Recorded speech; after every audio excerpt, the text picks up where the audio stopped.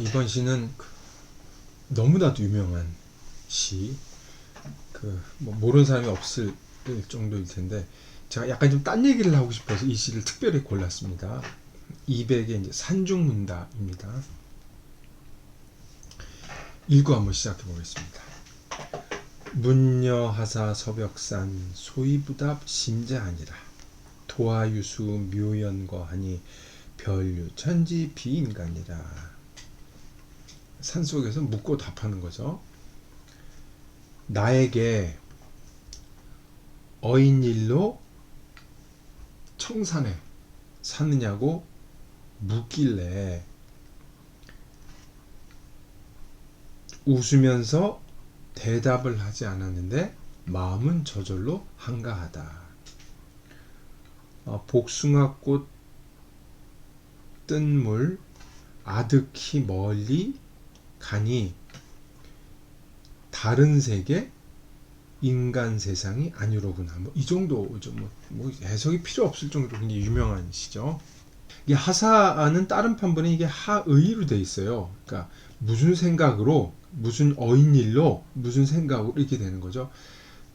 의미는 차이가 없지만 하사라는 말은 약간 무슨 사연이 있습니까? 뭐 이런 것이 되죠. 그러니까 세상에서 무슨 사연이 있었길래 산속에 들어와 삽니까? 라는 걸로 읽고 있어요. 그러니까 속세하고 인연이 끊어지지 않은 질문일 가능성이 높은 거죠.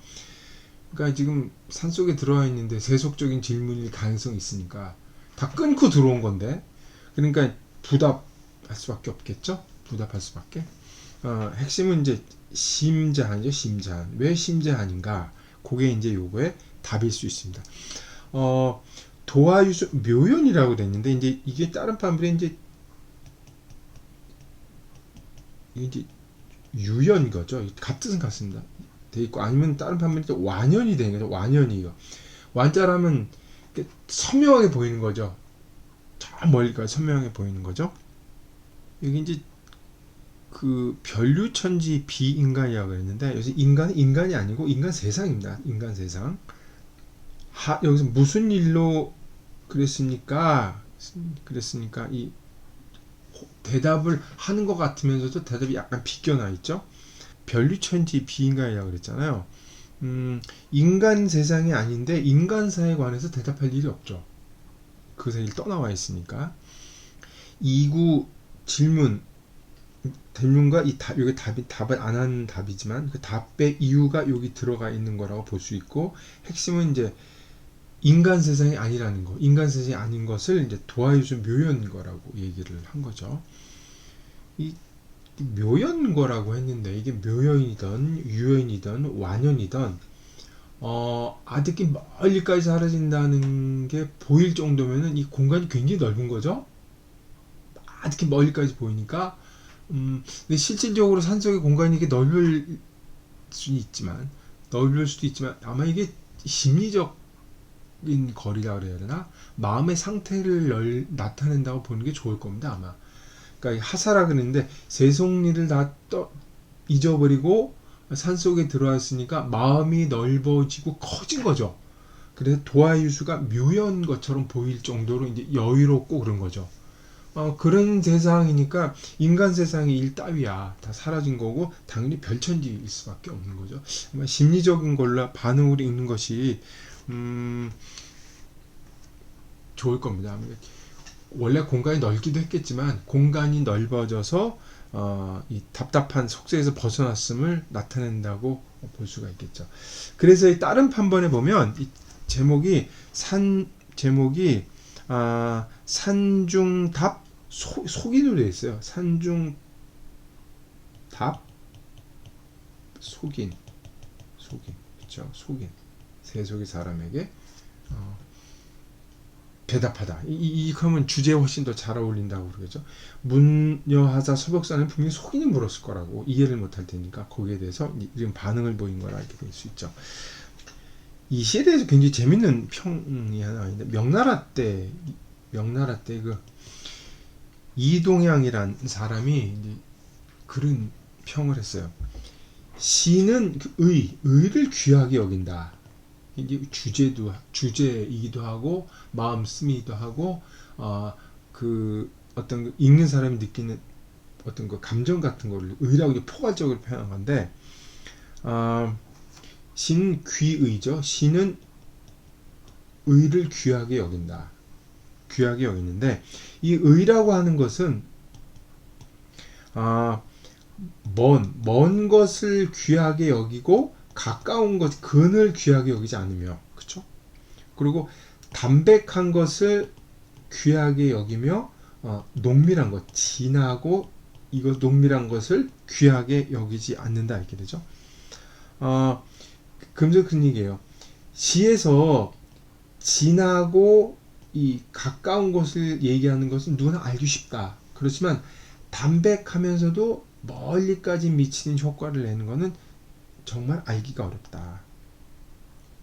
근데 이 이백의 시는 담백하면서도 점점점 짙은 맛을 내고 가까운 것을 얘기하면서도 점점점 이 멀어지는 느낌이 있다. 이거는 아는 사람하고만 얘기할 수 있지 속인하고는 함께 공유하기가 어렵다. 평을 진짜 멋들어지겠어요. 그러니까 시는 멀리 가고 있고 이 담백한 그런 뜻과 의미와 맛이 있다는 거죠. 재밌는 얘기죠. 시를 본 안목이 짧고 유명한 시인데, 제가 이 시를 고른 이유 중에 하나는 제가 가끔이 아니죠. 거의 뭐 매일 달리기를 하는데 우연히 뛰다가 이제 제가 온 길을 이렇게 돌아보는데 아작히 먼 길이 보이면서 야 내가 지나온 길을 저렇게 멀리 왔나 하면서 딱 떠오른 식구가 도하유수 묘연 거였어요. 내가 온 길이 저렇게 멀리 왔는데 이게 먼 게 거리를 멀리 와서가 아니라 심리적으로 이렇게 거리가 멀어지면서 마음이 탁 트이는구나 라는 생각이 들면서 이 산중문답이 새롭게 이해가 되더라고요. 참 희한한 일이었어요. 제가 고등학교 다닐 때 이 시를 보고 수업 시간에 외운 기억이 있는데, 그래서 그때 외운 게 아직도 남아있는 거 보면, 그때는 의미가 뭔지 몰랐었는데 이제 최근에 와서 제가 거리라는 게 뭔지 이걸 보면서 탁 생각이 났던 것 같습니다. 200이 27세 때의 작품이에요. 이게 27세 때. 이 지금의 호북성이죠. 호남성 호북성이 안육이라는 데가 있는데, 편안한 자의 땅 육자 안육이라는 데 있는데, 거기서 이제 있으면서 수산이라는 목숨 숫자 수산이라는 곳에 200 최초로 은거를 시작합니다. 이때 처음 은거를 시작하면서 쓴 시로 일반적으로 보고 있어요. 그러니까 이게 그냥 관념적으로 쓴 시가 아니라 지가 산속에 죄송합니다. 200이 산속에 있으면서 정말 체험을 나타낸 시라고 볼 수가 있는 거죠. 그래서 시가 더 그걸 알고 나니까 시가 훨씬 더 달라 보인다 그러나 그런 거 있죠. 제가 이 시를 고르는 것 중에 하나 아까 그런 경험도 있고 하면서 그 경험이 떠오르는데 갑자기 다른 시 두 개가 떠올랐어요. 하나는 우리나라 그 일제시대 때 1934년에 발표된 시 가운데 그 김상용이라는 시인이 아시는 분 알겠지만 나무로 창을 내게 쏘라는 시가 있어요. 농사 짓고 하다가 구름이 몰려와도 도망가지도 않고 이렇게 농사 짓고 살겠다면서 마지막 구절이 왜 사냐건 웃지오라는 구절이 나오죠. 유명한 구절이죠. 그건 정확히 아마 소이보다 심자한 에서 아마 그 모티브를 얻었을까 하는 생각이 얼핏 들었어요. 옛날에는 그런 전원 일제 34년이니까 일제 말기에 접어들 무렵인데 그 시절에 이런 전원시를 쓰는 게 이거 되먹지 않은 짓이다라고 제가 한때 생각한 적이 있었는데 그런 세계가 필요한 게 또 인간이기도 합니다. 그래서 그걸 읽으면서 참 외사냐곤 우쭈라는 시구가 참 멋지다 생각했었는데 아마 소이보다 심자한이 거기 들어간 게 아닌가라는 생각이 하나 들고, 또 하나는 조지훈의 낙화라는 시가 있어요. 낙화. 이거 다 아시는 분들 많을 텐데 꽃이진들 바람을 다테랴 주련받기 성금별에 하늘도 쓰러지고 이런 시가 시작되는 게 있죠. 그 끝에 낙화 맨 끝에 그 시가 그 마지막 연이 묻혀서 사는 이의 고운 마음을 아는 이 있을까 저하노니 꽃이 지는 아침은 울고 싶어라. 그런 시가 있죠. 제가 이 시를 읽을 땐 되게 감상적으로 생각을 했었는데, 조지훈의 그 낙화를 다시 읽고 이제 머릿속에 떠나지 않, 이것도 이제 시가 좋아서 외우고 있던 건데, 조지훈이라는 시인 자체가 원래 동양의 조예가 아주 깊은 사람이죠. 한적도 능숙하게 읽었고, 그래서 조지훈의 시를 읽어보면 어떤 시는 이건 한시를 우리나라 말로 옮긴 게 아닌가 싶을 정도로 한시풍이 대단합니다. 한 동양 고전에 대한 조예가 아주 깊은 분이기 때문에 거기서 조지훈은 묻혀서 사는 이의 고운 마음이라고 그래요. 묻혀서 사는 이가 은자를 얘기하거든요. 은자를 얘기하고 도하유수 묘연거라 그랬으니까 이 꽃잎이 이제 나무에 떨어져서 물에 흘러가는 거죠. 그 조지훈은 낙화 꽃이 떨어지는 걸 보고 그 숨어서 살다가 사라진 사람들을 뭐랄까 안타까워하고 애틋해하는 마음을 드러낸 아주 이 따뜻한 마음을 가진 시라고인 거죠. 꽃이 지는 걸 숨어서 살다가 쓰러진 사람들을 나타낸 거라고 읽을 수가 있는 거죠. 그러니까 시가 생각보다 꽃이 떨어진 걸 감상적으로 이런 건 약간 달라요. 왜 그러냐면 공자가오라는 책이 있는데 뭐 논란이 많지만 거기에 보면 이제 공자가 그 나라와 나라 사이에서 이제 그 곤란을 당할 때 자로가 막 승질을 내면서 막 저기 어쩔 줄 우리가 좀 착한 일을 하러 세상을 구하려고 그러는데 어떻게 이런 처지에 있냐면서 막 이제 너네는 군자 고궁이라. 군자는 원래 궁한 것이다. 소인은 궁하면 넘친다라는 유명한 말이 나오는데 거기에 기대서 공자가오의 그때 자로하고 대화를 하는 장면이 있죠. 자로가 할 때 막 분노를 하면서 어떻게 우리가 이런 처지에 있을 수 있냐면서 어쩔 수 없이 얘기를 하는데 마음을 주체할 수 없어. 근데 공자가 그때 얘기를 하죠. 깊은 산 속에 꽃은 소리 없이 피었다가 소리 없이 사라진다.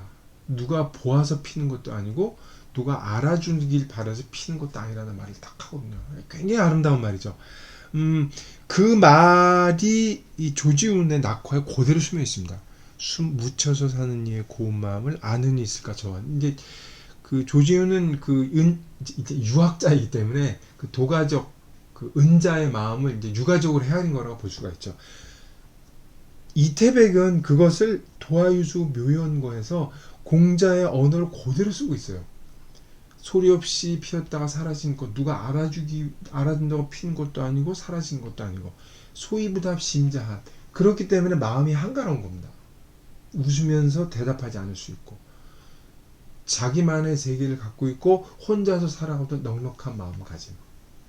그러니까 그 김상용의 시는 산중문답을 그대로 받았다면 조지훈은 그 안타까운 마음을 자기 시로 읽어낸 방향이 정반대이긴 하지만 그 가운데 산중문답이라는 그 시가 있다고 저는 생각한 거죠. 그리고 그 이 세 개의 시를 다 뭉뚱그려서 밑에 받침을 받치고 있는 게 공자의 그 말이죠. 제가 뭐 노자니 뭐 공자니 뭐 장자니 이렇게 뭐 하나는 도가 하나는 유가 이렇게 따지는 걸 별로 좋아하지 않는데 왜 좋아하지 않냐면 공자가오에서 그 공자가 한 그 말은 굳이 따지자면 정확히 도가적 발상의 언술입니다.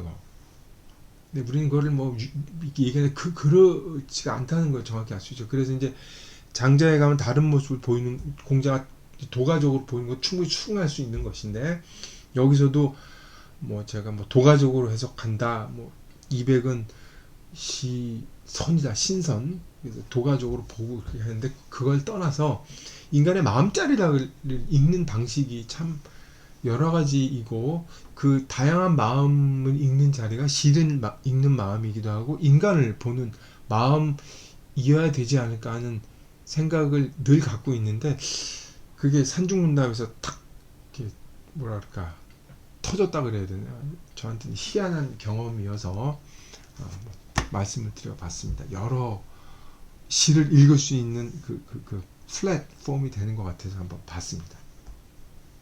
자, 한번 해석을 해보겠습니다. 산중문답. 문여하사 서벽산 소위부답 심재하니라. 도하유수 묘연거하니 벼루전지 피인간이라. 왜 산에 사냐 묻기에 웃으며 대답하지 않았는데 마음 절로 한가롭다. 복숭아 꽃잎 뜬물 아득히 사라지니 다른 세상 인간 세계가 아니구나.